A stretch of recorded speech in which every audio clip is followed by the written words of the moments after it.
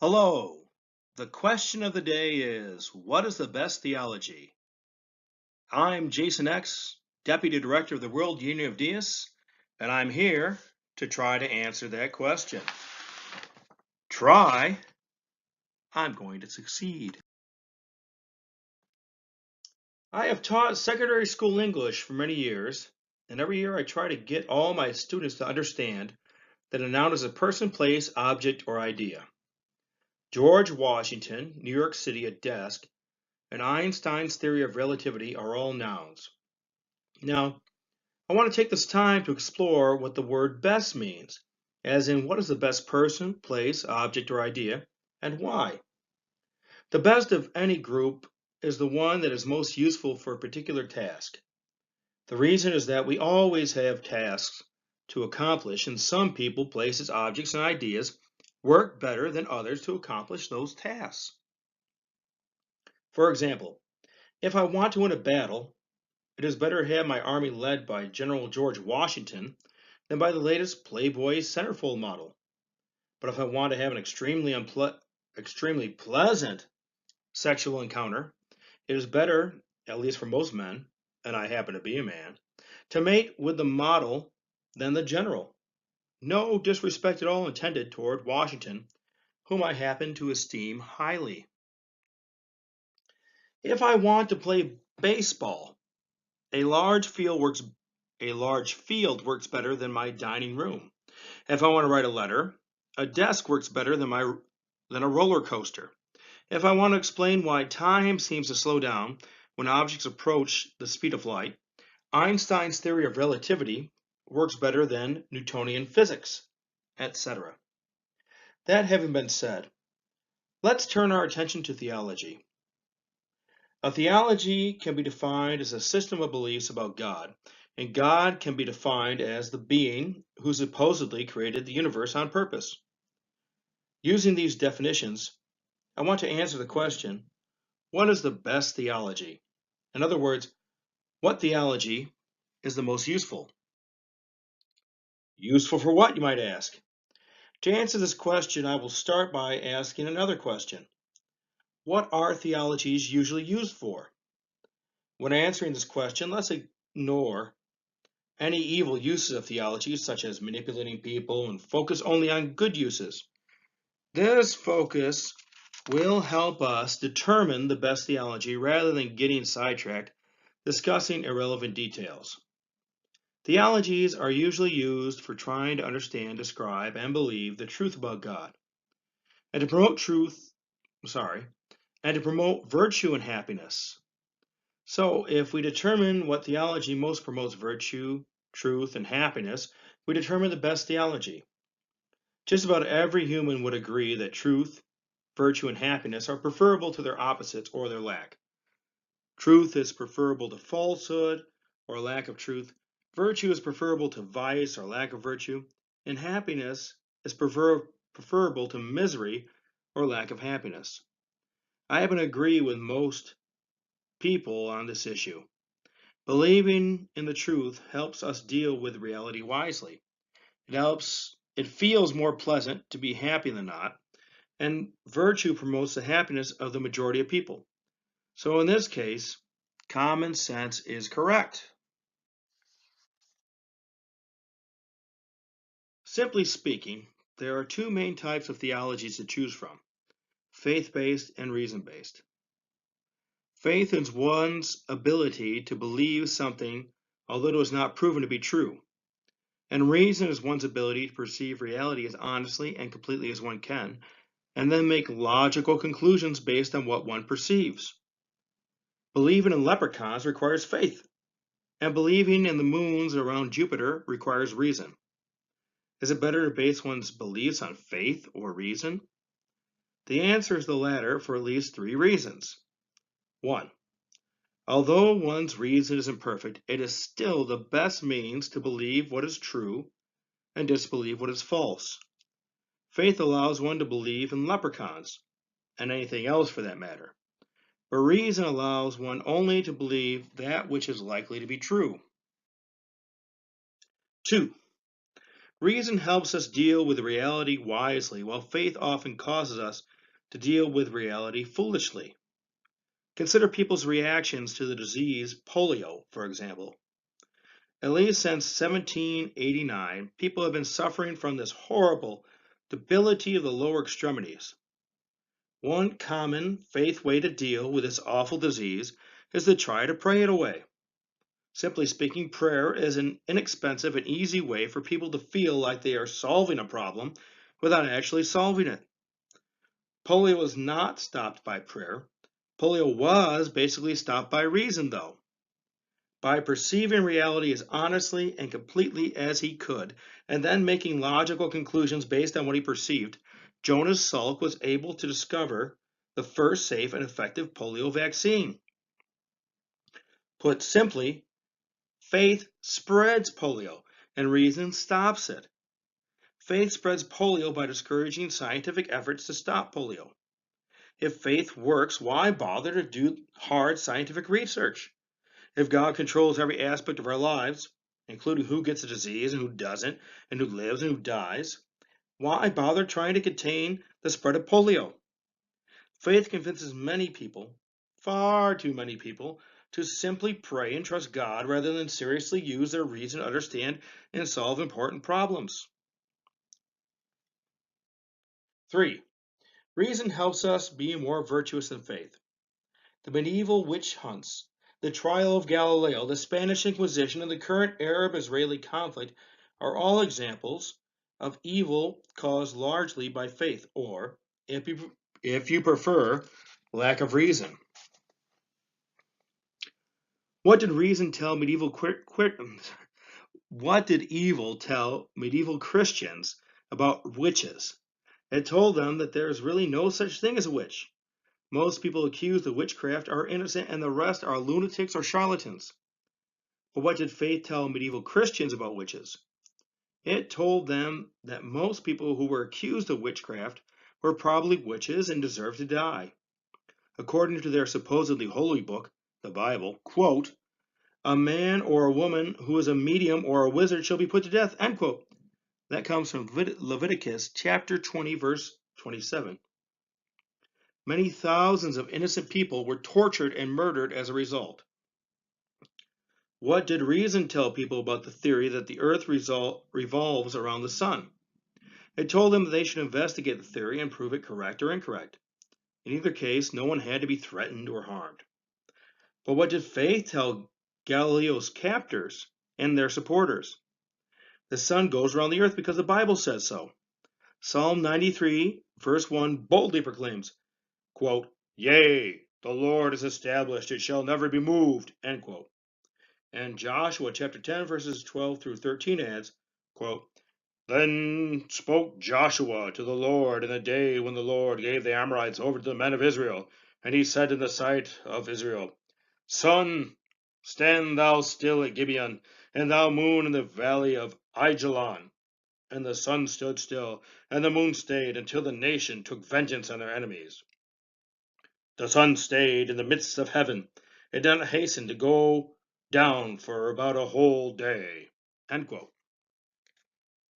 Thus, the earth supposedly stands still while the sun and moon circle it. If Galileo had not recanted his heretical, but true theory that the earth orbited the sun, he would have been tortured and murdered by these followers of the supposed Prince of Peace. As it was, he was imprisoned in his home for the remainder of his life. What did reason tell people about the Spanish Inquisition? It told them the Inquisition was wrong. No one deserves to be tortured or murdered just because they believe something. It doesn't matter if they believe in Judaism, Islam, a supposedly heretical type of Christianity, or whatever. What did faith tell most Spaniards about the Spanish Inquisition? It told them that everyone in the whole world should be a Roman Catholic Christian in both belief and practice, and they should start that process right there in Spain. What does reason tell us about the ongoing Arab-Israeli conflict? It tells us that the conflict has much to do with religious stupidity. Simply speaking, despite the supposed secularism of most Zionists. The Israelis believe that they are the chosen people, so they took back some land from the Arabs. The Arabs, most of whom are Muslim, believe that this supposed Holy Land should belong to them because their religion is much better than Judaism. What does faith say? That depends on what religion, i.e., system of beliefs based on faith, you believe. If you are a Jew or a Christian, your religion might tell you that many Arabs should be killed and their lands taken. Likewise, if you are a Muslim, your religion should tell you that many Israelis should be killed and their land taken. Genesis chapter 17 verse 8 states that God gave Canaan to the descendants of Abraham forever, and much of the rest of the Bible teaches that the Jews are the descendants of Abraham. Deuteronomy chapter 7 verses 1 through 2 and Deuteronomy chapter 20 verses 16 through 17 state that God commanded the Jews to murder, although some say that it can't be murder because God commanded it, all the inhabitants of Canaan. The book of Joshua describes in detail how the Jews, aided by God, followed the divine command and settled the promised land. Being Middle Eastern Gentiles, the Arabs are like the Canaanites. So the Jews have a biblical justification to murder the Arabs in Canaan and steal their land. Not that all or even most modern Jews choose to interpret the Bible that way, but too many do. As for Christians, these Bible verses are also part of their supposedly holy book, and many Christians interpret them literally and consider them still applicable. This assertion is proven by the blind support that many American fundamentalist Christians have for Israel compared to the needs and wants of the Palestinians. According to What Does the Religion of Peace Teach About Violence? The Quran contains at least 109 verses that call Muslims to war with non-believers. Then the site lists 39 of those verses and 16 hadiths. The first three of these Quran verses are 2 verses 191 through 193, 2 verse 244, and 2 verse 216. Furthermore, according to the ultimate goal of Islam, Quran verses 933, 48, 28, and 61:9 are often interpreted by pious Muslims as God's command and prediction that Muslims should and will conquer the earth. These verses state the superiority and triumph of Islam over all religions. They are found in the historical context of warfare and violence, so how can they fail to inspire violent fanatics? So, simply speaking, we have determined that reason is good and faith is bad. Therefore, we can also dismiss all the faith-based theologies as bad compared to the reason-based theologies. What are some popular faith-based theologies? Judaism, Christianity, Islam, and Hinduism, at least in their most common forms. Among other things, Judaism asserts that the Jews are God's chosen people who deserve to own and live on the land of Canaan forever. Christianity asserts that Jesus of Nazareth is the only begotten Son of God who atoned for humanity's sins through his sacrificial death on a cross. Islam asserts that, through the angel Gabriel, God gave the Quran to the Prophet Muhammad. And Hinduism teaches that there are many gods who are just part of God. There is no reasonable basis to believe these assertions. They are extraordinary claims without extraordinary proof. Therefore, they, along with their associated theologies, should be dismissed as false.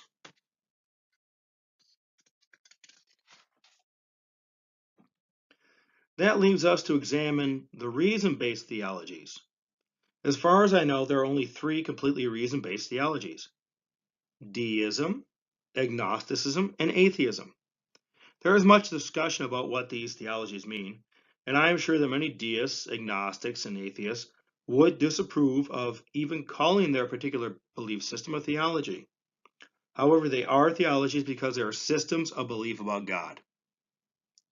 Yes, I also know that many deists, agnostics, and atheists don't like to admit that their particular way of thinking is a belief system, but it is.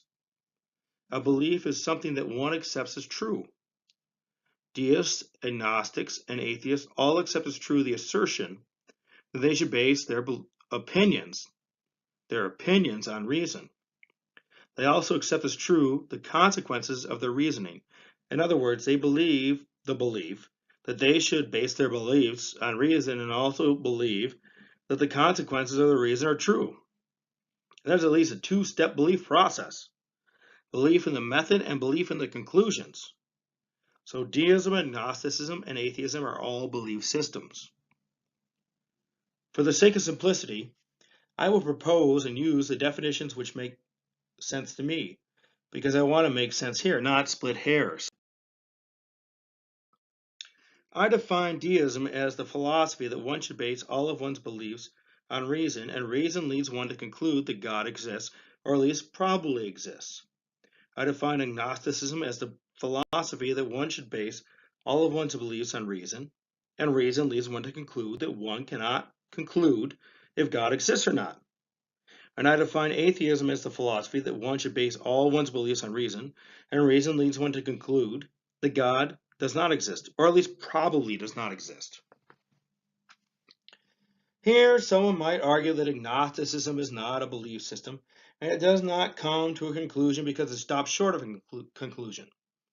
Once again, I say that agnosticism is a belief system, because agnostics believe that they should base their beliefs on reason, and they believe their conclusions, one of which is that they cannot conclude if God exists or not.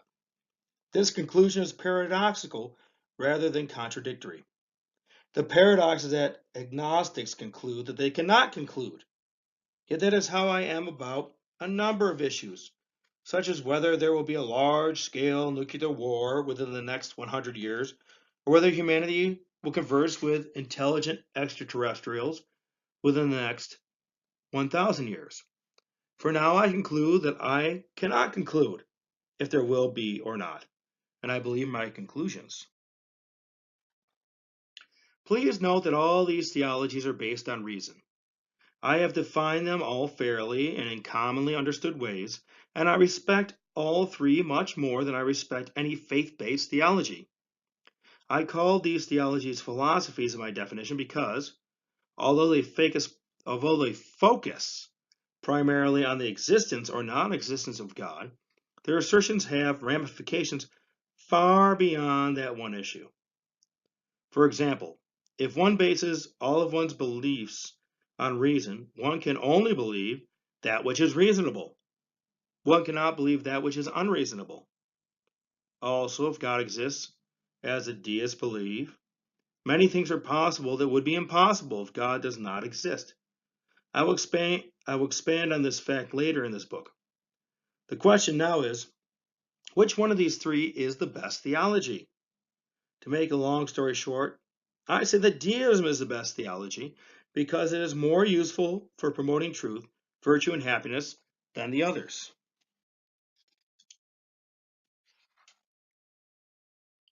In my opinion, atheism is correct to point out that God, if God exists, does not usually manifest God's self to us mortal humans. In fact, God might never have done so. For example, as far as I know, God has never appeared to any mortal human as a big head in the sky, which spoke profound truths. Yes, people such as Moses, Jesus, Muhammad, and Joseph Smith might have claimed that God spoke directly to them, but they were probably delusional or lying. Because extraordinary claims require extraordinary evidence, we should not believe such people, and we should have at least some skepticism about the existence of God. Yes, I am a little agnostic. That is no problem, though, because skepticism is a virtue, at least in most cases. And I am much more of a deist than an agnostic for reasons that soon will become self-evident. Let me start off by saying that just because something cannot be perceived does not make it non-existent. For example, for the vast majority of human history, that is the time before Galileo first looked up at the sky with a telescope, the entire realm of human understanding consisted of the earth and the heavenly bodies that could be perceived with the unaided human eye from Earth. I suppose that realm of human understanding was much less than 1% of all that exists, but that 99.9999% of everything else existed nonetheless. Even today, the entire realm of human understanding, although much greater than the time before Galileo, is still probably much less than 1% of all that exists. Think of radio waves. Unless we have a device like a radio, we cannot perceive them. Yet they exist all around us, invisible and silent to us. I believe that God is the same way. God invisibly surrounds us, staying hidden and silent from us, at least in general. In order for us to be properly taught and tested in this metaphorical classroom, which we call the universe. Rather than going off on a giant speculative tangent about the meaning of life right now, I will share the 3 intellectually compelling reasons to believe in God. Together, these arguments are sufficient proof for a reasonable person to strongly and honestly believe that God exists. The first reason to believe that God exists is that the universe seems purposefully created. The universe is complex, magnificent, and balanced. If it were an accident, rather than a work of God, it would almost certainly be homogeneous, bland, and chaotic. For example, a haze of gray gas is likely to exist without being created, but not all the complex, magnificent, and balanced galaxies, stars, planets, and creatures of the universe. Therefore, God probably exists. This assertion is especially obvious when we realize that our universe seems fine-tuned for life. For instance, it has all the things to create and sustain life as we know it, including energy, water, and elements like carbon. It also has the proper amount of gravity. The gravitational constant is a physical constant involved in the calculation of the gravitational attraction between objects with mass. If the gravitational constant were stronger, the universe would have collapsed on itself by now. If it were weaker, the stars would have died out by now because they need much mass to burn. Here's another example. A scientific paper by Heinz Oberhumer of the Vienna University of Technology and others, called Fine-Tuning Carbon-Based Life in the Universe by the Triple Alpha Process in Red Giant Stars, concludes that even with a charge of 0.4% in strength of the NN force, carbon-based life appears to be impossible, since all the stars then would produce either almost solely carbon or oxygen, but could not produce both elements. NN force denotes the strength of 2 nucleons in the formation of carbon, an element upon which all life on Earth is based. A nucleon is a proton or a neutron, especially one that is part of the nucleus of an atom. For more cosmological constants that support the existence of God, read the article, quote, "Is there scientific evidence for the existence of God? How the recent discoveries support a designed universe," end quote, by Dr. Walter L. Bradley. Some physicists assert the multiverse theory to explain why our universe seems so fine-tuned for life without resorting to belief in God. They argue that there are probably many universes, maybe more than 1 trillion of them, and our universe is one of them. At least one of those universes should be perfect for life because each, or at least many of the universes, is at least a little different. So, suppose that there are 1 trillion universes in the multiverse, and just one, our universe, is able to create and sustain life. Big deal, such atheistic scientists would say. That still leaves 999,999,999,999 without life. The main reason that I reject the multiverse theory is that there is basically no evidence for it. No other universe has been scientifically proven to exist. Therefore, until such evidence is convincingly presented to me, I will continue to believe that this universe is the only universe that exists. Furthermore, even if countless universes exist, that does not completely disprove the existence of God. God might have chosen to create many universes instead of just one. Perhaps God created countless universes for the purpose of experiencing itself in infinite diversity through creation. And infinite consciousness provides a kind of playground for itself. Having done that, it, meaning God, incarnates as individual beings, plants, animals, humans, extraterrestrials, thereby experiencing diversity and enormous ranges of complexity. Thus, perhaps God creates the universe or universes for its own evolution, its own growth, and its own amusement. The second reason to believe that God exists is that everything came from something except the first cause, because there cannot be an infinite regression. Consider me, for instance. What caused me to exist? Here's a probable chain of events as I understand them. I am a human who came from other humans, and the first humans came from non-human apes, and the first non-human apes came from some other kind of mammals, and the first mammals came from reptiles, and the first reptiles came from amphibians, and the first amphibians came from fish, and the first fish came from some other kind of multi-celled aquatic creatures. And the first multi-celled aquatic creatures came from single-celled aquatic creatures. And the first single-celled aquatic creatures came from the Earth. And the Earth came from a nebula. And the nebula came from the Milky Way galaxy. And the Milky Way galaxy came from the Big Bang. And the Big Bang came from something. Was that something God or an accident? Because the universe seems purposely created, that something was probably God. Many deists find that these two reasons, the argument for design and the first cause argument, are enough for them to believe in God. And they would strongly disagree with my third reason, which, as you will see, is soon to follow. Their disagreement is fine with me. I will give you the answer that makes the most sense to me, not the answer that makes the most sense to a certain type of person who is not me. The third reason to believe that God exists is that human existence has an artistic quality to it.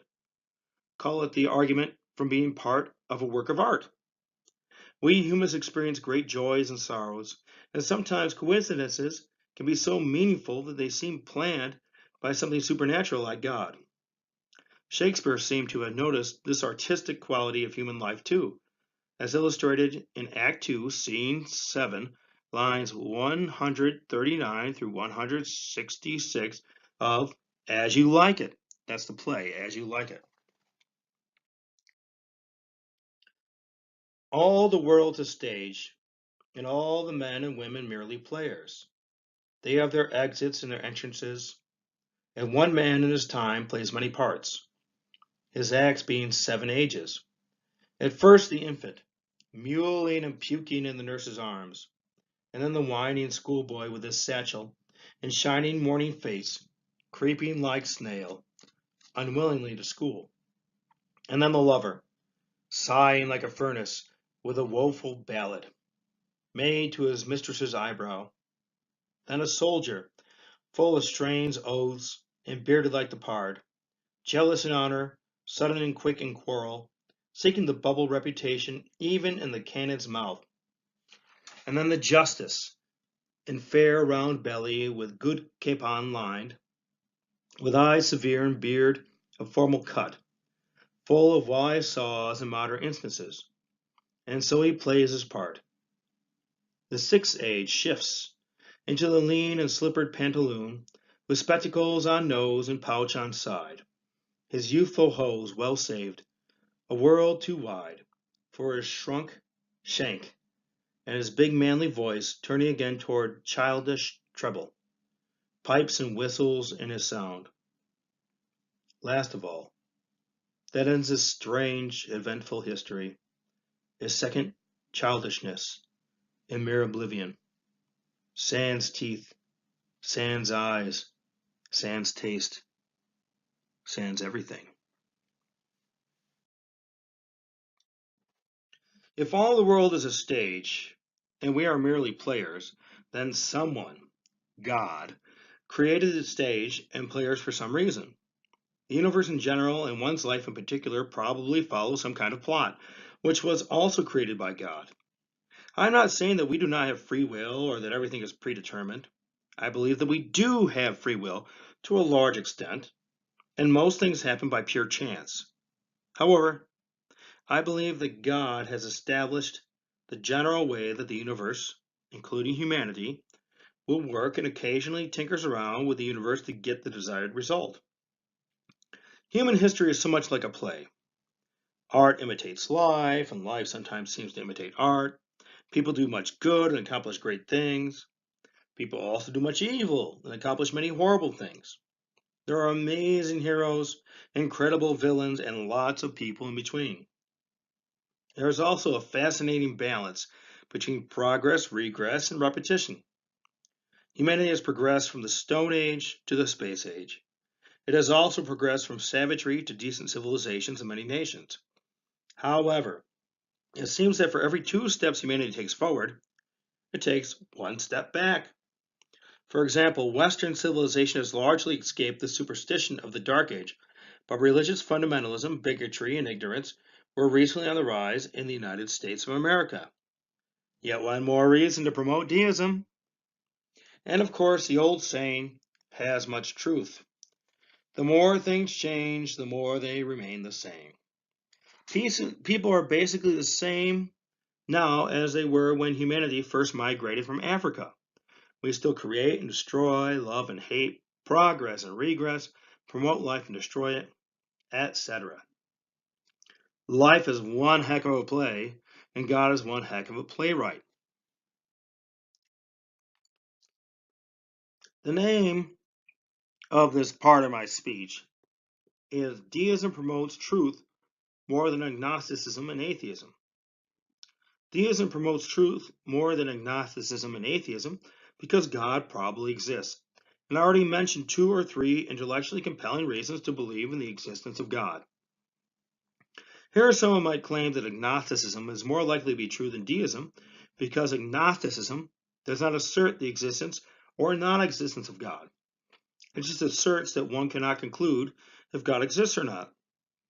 My argument against this is that one can conclude that God exists, or at least probably exists, and this conclusion is like many other reasonable conclusions. The truth is that we know very little with absolute certainty. Knowing with absolute certainty means that one cannot be sane and doubt that a particular thing is true. As far as I know, a mortal human can positively know only 6 things with absolute certainty. 1. Oneself exists. 2. Perceptions of things beyond oneself, such as sights, sounds, tastes, smells, and touches exist. 3. Internal feelings such as hunger, lust, happiness, and sadness exist. 4. Thoughts exist. 5. Mathematics exists and remains constant. And 6. Logic exists and remains constant. These 6 things definitely exist, but everything else, at least from one's perspective, might be one's hallucination. Everything else can be doubted. I am real, but the whole universe beyond myself might be my hallucination. For example, I can doubt that the keyboard I'm typing on exists. Perhaps some scientist is prodding my brain in a laboratory somewhere and made me think that I'm typing on a real keyboard. Any doubt, whether probable or not, is enough to disqualify something from the category of what is absolutely knowable. I do not absolutely know that the keyboard exists or that I am typing on it. Obviously, you know something I do not. You obviously know that you exist. However, you cannot absolutely know that I exist. Perhaps you have made yourself believe that someone else wrote this book.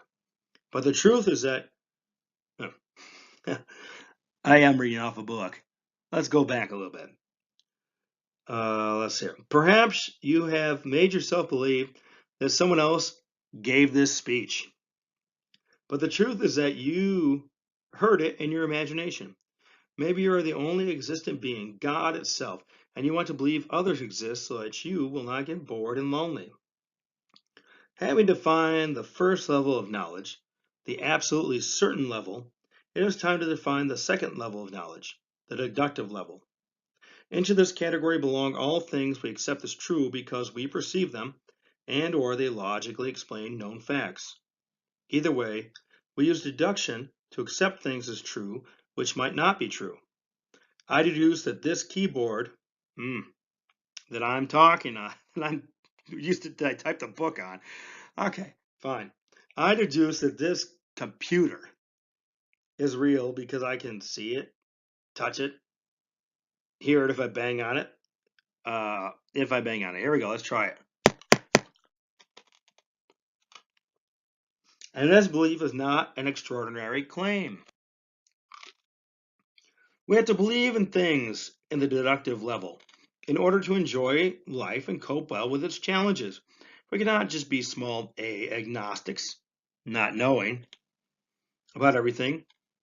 As far as I know, we have theories and hypotheses about every assertion we know of to deal with them wisely, or at least relatively wisely. These theories and hypotheses do not have to be well developed and articulated, but they do have to be there somewhere in our brain. The third level of knowledge is the faith level.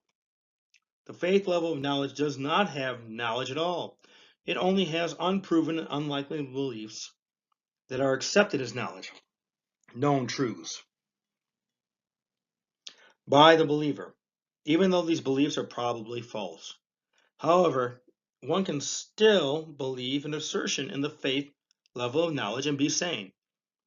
The assertions of this level can be accepted as true by sane people who were indoctrinated to believe them and or want to believe them.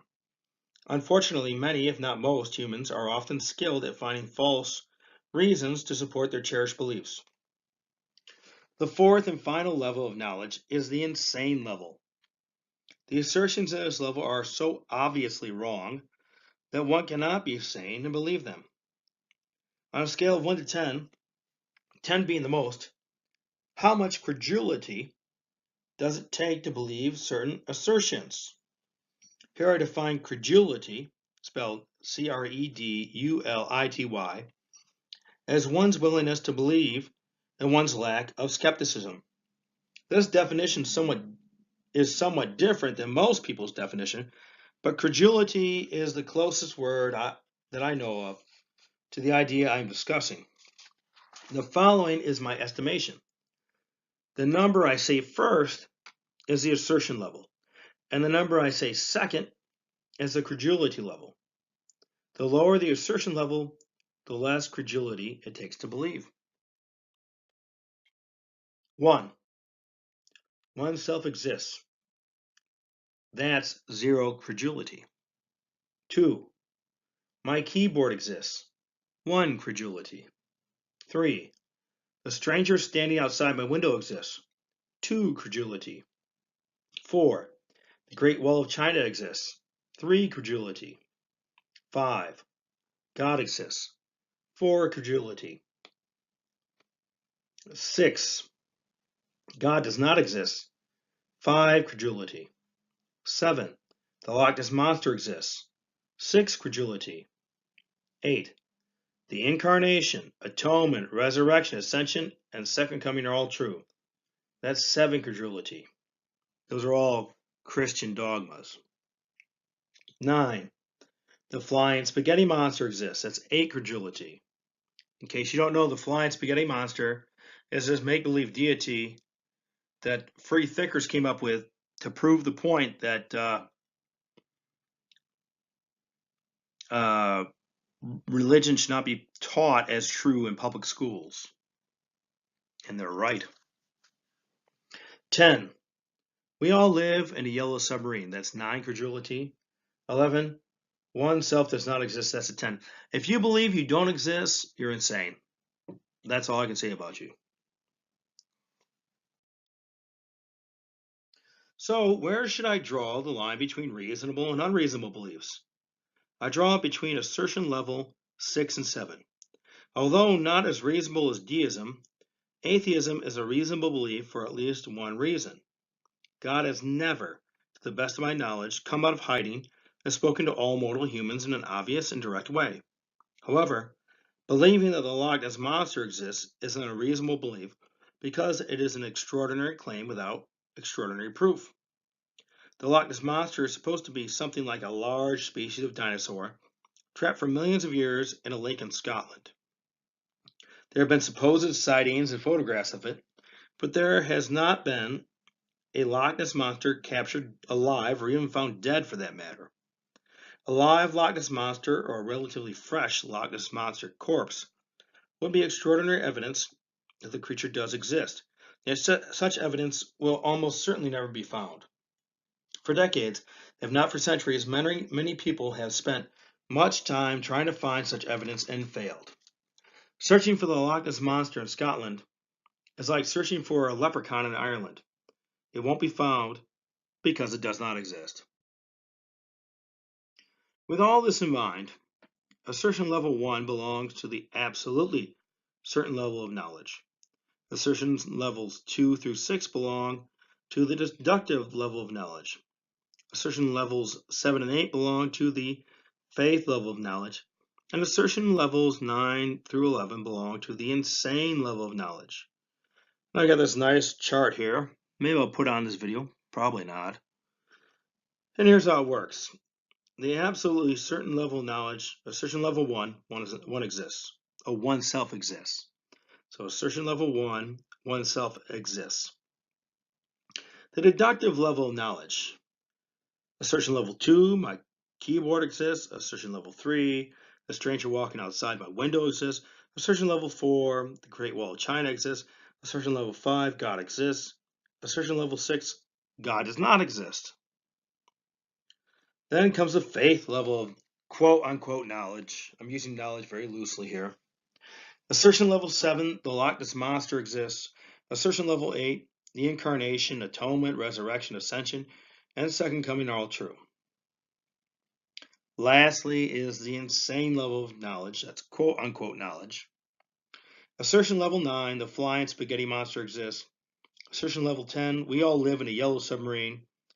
Assertion level 11, one does not exist. Now that all that has been said, it is time to connect the dots. Why does deism promote the truth more than agnosticism? There are at least two reasons. The first reason is agnosticism can be a way to avoid the truth rather than be an honest intellectual position. Trying to decide whether God exists or not can require much study, hard thinking, and bravery. I'm not saying that all or even most agnostics are lazy and or cowards, but perhaps some people are agnostics for that reason or those reasons. Agnosticism can be a way to avoid accepting a truth and rejecting a falsehood. The truth is that God exists and atheism is false. Or God does not exist and deism is false. Hey, I'm open-minded, I'm a free thinker. To industrious and brave agnostics, and I believe that there are many, I say, thank you for your honesty, keep an open mind, and keep on trying to learn the truth about God. To lazy and or cowardly agnostics, I say get to work and or toughen up and make a freaking choice. The second reason that deism promotes truth more than agnosticism is that there is more evidence for the existence of God than the non-existence of God. To function well in this reality, we have to frequently choose to believe some things and to disbelieve other things. When we make such choices, we should play the odds. Do the odds favor the existence of the Great Wall of China or not? They favor its existence. Therefore, we should believe the Great Wall of China exists even if we have never seen it directly with our own eyes. Do the odds favor the existence of the Loch Ness Monster or not? They favor its non-existence. Therefore, we should disbelieve that the Loch Ness Monster exists. Well, let's not treat the existence or non-existence of God any differently than the existence or non-existence of the Great Wall of China or the Loch Ness Monster. What do the odds favor? They favor the existence of God. Therefore, we should believe that God exists.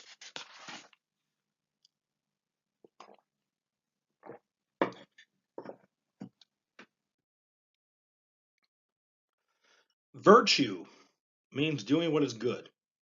And good means treating living creatures the way that they should be treated. Deism promotes virtue more than agnosticism and atheism for at least one reason. If God exists, God might reward relatively good humans after death and punish relatively evil humans after death.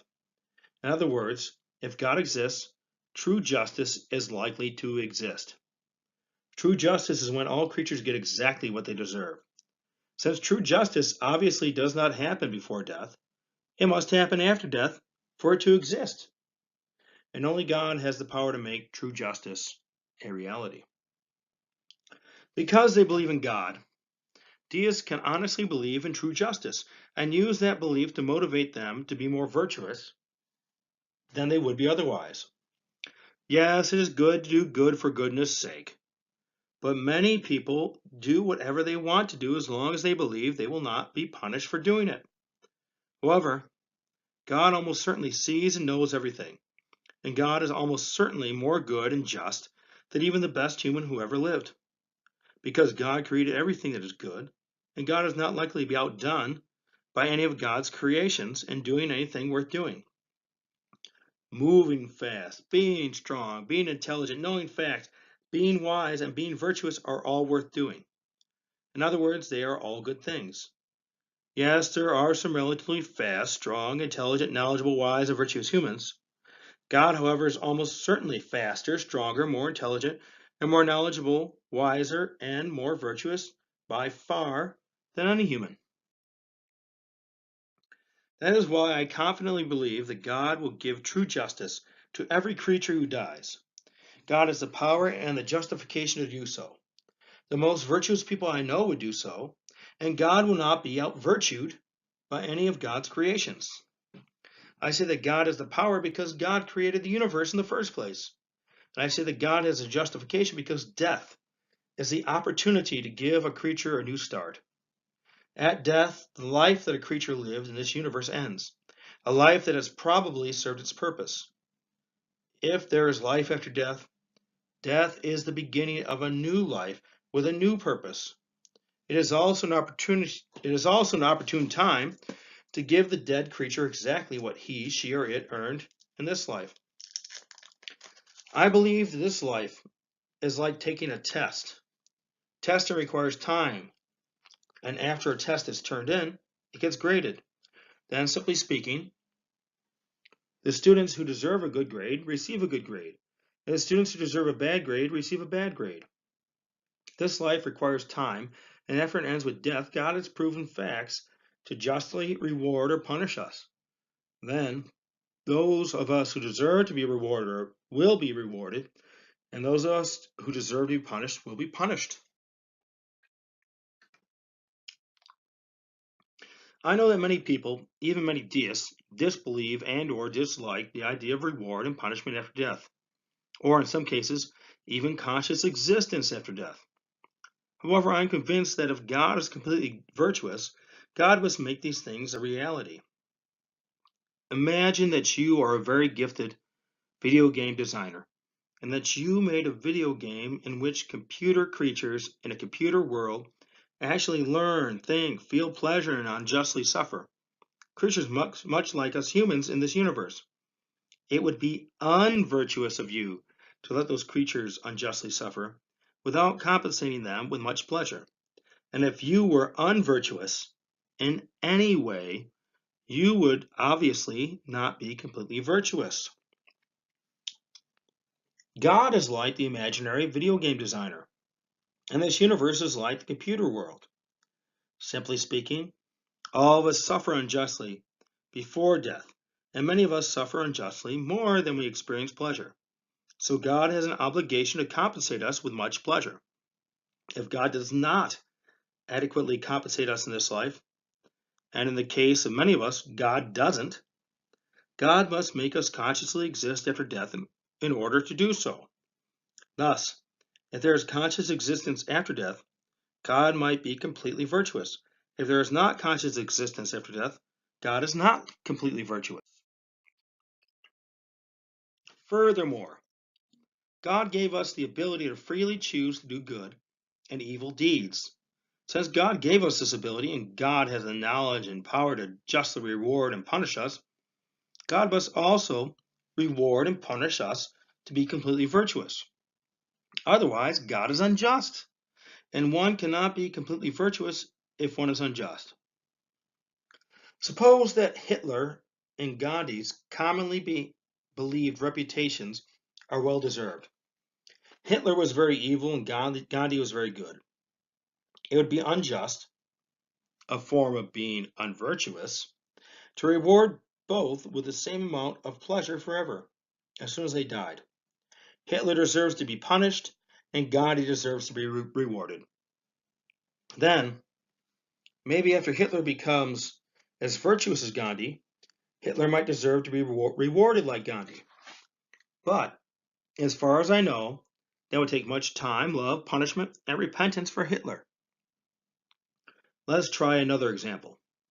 Suppose that there is a very evil man named Terence, who kidnapped a sweet 3-year-old boy named Philip in order to torture him until he dies. 20 years pass, and every day Terence gleefully tortures Philip, making Philip's life a living hell. No one but Philip, God, and Terence hear Philip's constant cries of agony and sees his once healthy body increasingly mutilated, scarred, rotted, and emaciated. Both Terence and Philip die at the same moment, 20 years after the kidnapping. Thus Terence has purposely done much evil, experiencing much perverse joy in the process. And Philip has basically only known misery for his entire life. Is it right for Terence not to be punished? No. Justice demands that he be punished. Is it right for Philip to live such a horrible life only to cease consciously existing? No. Justice demands that he be compensated after death. Does God have the power and justification to punish Terence and reward Philip? Yes. If God is completely virtuous, God will do so. Although this story about Terence and Philip is fictional, it represents two important truths. Unfortunately, some people do about as much evil as Terence does, and some people unjustly suffer about as much as Philip does. Unrepentant victimizers deserve to be punished, and innocent victims deserve to be compensated. Simply speaking, those who have victimized much deserve much punishment, and those who have been victimized much deserve much compensation. Being just is not the only part of being virtuous. Preserving what is good is also. Life, personality, and consciousness are good. Therefore, God must preserve them if God is completely virtuous, because God knows that they are good and has the power to preserve them. Life is a quality that living creatures have which distinguishes them from dead creatures or things that have never been alive. It is characterized by functions such as metabolism, growth, response to stimulation, and reproduction. A personality is the behavioral, temperamental, emotional, and mental traits of a creature. Consciousness is the state of having awareness of one's own existence, sensations, and thoughts. Living is better than being inanimate because one has to be alive to learn, choose, and experience sensations. But why are learning, choosing, and experiencing sensations good and thus make life worth living? Living is good for at least the following 7 reasons. It helps one to improve intellectually and morally, provide for oneself and others, turn one's dreams into reality, save one from being fooled and or cheated, become more self-confident, get more respect, and understand reality better, including good, evil, and the purpose of life. In short, learning what one should helps one to be as sane, good, and happy as possible, which I believe is the goal of human life. The following paragraph briefly explains most of the assertions of this paragraph. 1. The more facts we know, the smarter we are and the more good we can do. The smarter we are and the more good we can do, the more improved we are intellectually and morally. 2. Learning helps us provide for ourselves and others in at least two ways. It can give us a skill that enables us to get a decent paying job, and we can learn how to get and keep the things we and our dependents need to live and be happy. 3. We have to learn how to do things in order to achieve our goals. 4. Learning saves us from being fooled and or cheated because we have to learn who and what to trust and distrust and why, and how to deal wisely with various people and situations. 5. Learning helps us become more self-confident because increased knowledge means increased ability to successfully accomplish certain tasks. The more tasks we can successfully accomplish, the more our self-confidence justly increases. 6. It helps us have more respect because people rightfully respect those who have greater knowledge. 7. Learning helps us understand reality better because it is how we get to know more facts. What about choosing? Why is choosing good? Here are some reasons. Choosing keeps one from being an automaton. An automaton usually refers to a robot or someone that acts like a robot, but I will use the word in a broader sense here, for lack of a better word. In this case, an automaton is anything that just does what it is programmed to do, and I'm using program very loosely, it's in quotation marks. Always behaving in an automatic and mechanical fashion. Thus, according to my definition, stars, rocks, clouds, fire, viruses, plants, and simple animals are automatons. In contrast, and simply speaking, the ability to choose makes one a person with free will rather than an automaton. If we consider all the creatures and inanimate objects that are automatons in the universe, we will soon realize that free will persons are relatively rare, and what is rare is usually very valuable in one way or another. Choosing allows us to express ourselves. We can choose to talk or keep silent, and when we talk, we can choose what to say. To an extent, choosing allows us to create ourselves and our lives. We can choose to be brave and good, or we can choose to be cowardly and evil. Heck, in many cases, we can choose to succeed or fail. Choose our career, choose to become parents or remain childless, or choose to live or die, etc. Choosing allows us to try to accomplish goals in order to fulfill our desires. We can choose to work hard in school, earn a college diploma, and get a good paying career that we enjoy. More mundanely, we can choose to eat food that we like or go where we please. There is almost no end to the choices we can and have to make. Choosing is related to learning too. It helps us learn because our choices teach us about ourselves and the results of certain actions. Do you think that you are a very good person? Well, wait until you choose to cheat on your significant other or until you choose to unjustly favor someone just to keep something you value, like your job. That choice might teach you that you are not as good as you thought. Conversely, do you think that you are a very evil person? Well, just wait until you sacrifice your own happiness for the benefit of someone else, just because you care about her or him. That choice might teach you that you are not as evil as you thought. How does choosing help us to know the results of certain actions? That's easy. You choose to do something and then learn the result. One time I chose to take my parents' car on a long trip, which my father somewhat forbid me to take. He said that I could go on the trip, but I shouldn't take that car because it was likely to break down. To make a long story short, I chose to take that car, and I learned that my father was right. The car broke down hundreds of miles from my hometown, and some bad things happened as a result. The ability to choose also makes us happy because most, if not all, sentient creatures enjoy being free. Put a man in jail, and he is likely to try to escape. Why? Because he has more freedom outside the jail than in it. Because he can choose to do more of the things that he desires beyond the prison's walls. More choices generally equals more happiness. It is important to realize that, like learning, choosing what one should helps one to be as sane, good, and happy as possible, which, as I stated earlier, is the goal of human life, or so I believe. God put us rational creatures in this universe to learn and choose certain things while we live here. What about sensations? Why is it good to experience them? At the very least, we could not experience pleasure and happiness if we were dead or inanimate. And those of us who have experienced those things certainly find them very valuable. We know firsthand that it is better to feel pleasure and happiness than to feel nothing. Also, if you are not alive, you cannot help other creatures in the same way that you could if you were alive.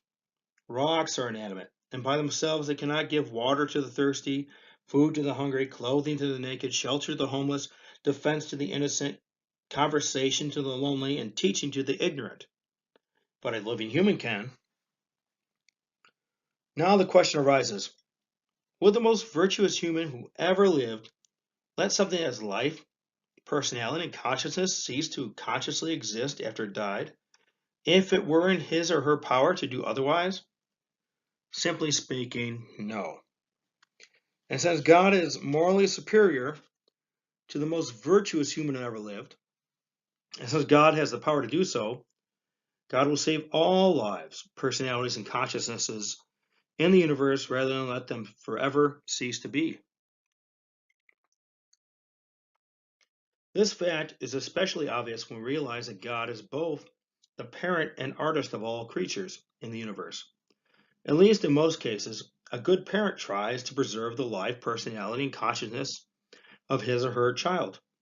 Likewise, at least in most cases, a good artist tries to preserve her or his masterpiece rather than let it be destroyed.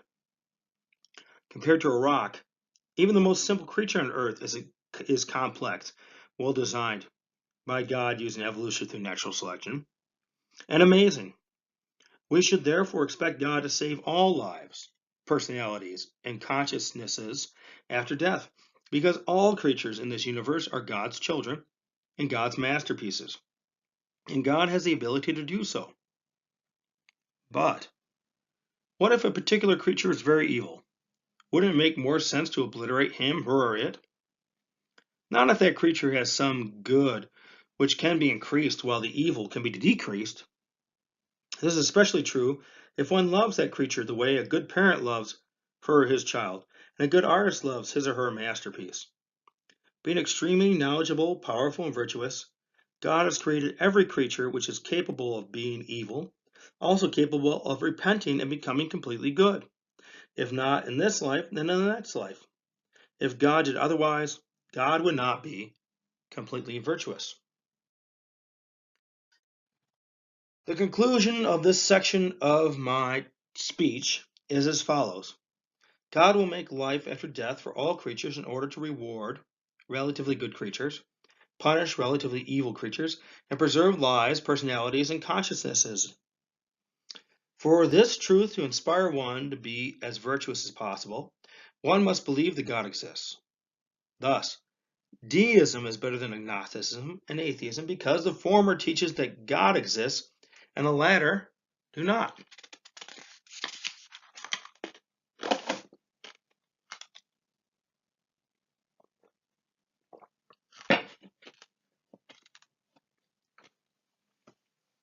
Deism promotes happiness more than agnosticism and atheism for at least two related reasons. One, deism promotes virtue, and two, deism promotes the belief in the possibility of conscious existence after death, while encouraging us to strive to make this life as good as we can make it before we die. Here, this life means the universe and our experience in it. As I explained earlier, deism promotes virtue because if God exists, true justice is likely. But why would virtue promote happiness? As I said before, virtue means doing what is good. Good means treating living creatures the way that they should be treated. In most cases, Creatures should be treated in the way that gives them the greatest amount of happiness. Happiness is the goal because, as far as I know, all creatures want to be happy or to be as close to happy as they are capable of. In fact, it can easily be argued that happiness, or being as close to happy as one is capable of, is the only thing that creatures want. Refraining from theft and murder are virtuous deeds because theft and murder unjustly hurt others. Conversely, feeding a starving child and saving a drowning swimmer are virtuous deeds because they justly help others. People are hurt when they are made unhappy for some reason, be it mental or physical pain, and people are helped when they are made happy for some reason, be it mental or physical pleasure. So there is a causal relationship between virtue and happiness. At least in most cases, virtue increases happiness, and vice, the opposite of virtue, decreases happiness. Because deism increases happiness, because deism increases virtue, deism increases happiness too. Believing in conscious existence after death makes most people happier for at least two reasons. One, we want to keep living because we like living, at least to an extent. And two, we hope to have a much better life than we experience in this universe. Conscious existence after death is obviously a way to keep living, and it offers one the chance to have a much better life. But there is a dangerous aspect to believing in conscious existence after death. Too often, those who believe in it do not work as hard as they should to make this life as good as it should be. Instead of improving their society's working conditions, moral character, and relationships, they are likely to say to themselves, "This life sucks. The next life should be much better. So instead of trying to fix things, I'll just put up with my problems and wait for death." Deism avoids this dangerous aspect by being honest and not asserting that there actually is conscious existence after death. Maybe there is, and maybe there isn't. However, most deists agree that, whether there is or isn't, all people should work hard to make this life as good as it can be. If there is conscious existence after death, relatively virtuous humans are likely to be rewarded because they worked hard to help themselves and others. In other words, they are true heroes, and true heroes deserve to be rewarded. Furthermore, if there is conscious existence after death, relatively evil humans are likely to be punished because they chose to be selfish, because they chose to selfishly hurt others more often than not. In other words, they are true villains, and true villains deserve to be punished. But what if there is no conscious existence after death? What if we die and that is basically the end of our thoughts, memories, and feelings? Our unique personality forever gone. Being virtuous is still the best way to be because, simply speaking, we will have made this life as good as we could make it. Doing so benefited us when we lived and those we left behind when we died.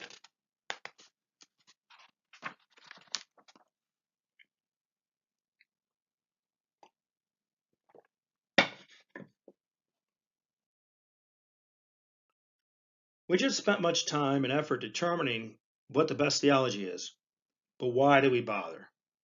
In other words, why does it matter what the best theology is? There are currently billions of people on this planet, and it seems that no two of them believe in exactly the same things about every issue. Thus, all of them live by their own personal experiences or unique interpretations of their religion. One of the foundations of all well-developed personal philosophies and religions is to answer this question: does God exist? So the answer to this question is very important to us humans. What we believe influences what we think, and what we think influences how happy we are and what we do. Thus, one's theology has a large impact on one's happiness and deeds. The better the theology, the happier the person, and the kinder the deeds. All of us have to believe something about God. So we all have to choose a theology. To paraphrase an excellent song by the rock band Rush, quote, "If we choose not to decide, we have still made a choice," end quote. The question is, which theology will we choose to believe? If we choose deism, we can have the best of every theology while avoiding the worst. Like those who believe in many faith-based theologies, we can believe that God exists and is completely good, and that there will be conscious existence and true justice after death. And like agnostics and atheists, we can still be completely honest and reasonable. We don't have to sacrifice our honesty or reason to believe in the aforementioned hopeful doctrines. There have been many virtuous and wise people throughout human history who have chosen deism, whether they use the word deism to describe their theology or not. People such as Plato, Cicero, Leonardo da Vinci, Voltaire, Benjamin Franklin, Thomas Paine, Ethan Allen, Thomas Jefferson, Abraham Lincoln, Charles Darwin, at least for a little while, Mark Twain, and Albert Einstein. Think about how much better the world is because of their contributions. Now imagine how much better the world would be if the majority of humanity voluntarily chose to become deists. It can and it should happen. If you are not a deist already, please consider becoming one. All you have to do is base all your beliefs on reason and conclude that God exists, or at least probably exists. And if you want to learn more about deism, visit www.deism.com or jaysonx.com or email me at jayson@deism.com. May reason prevail.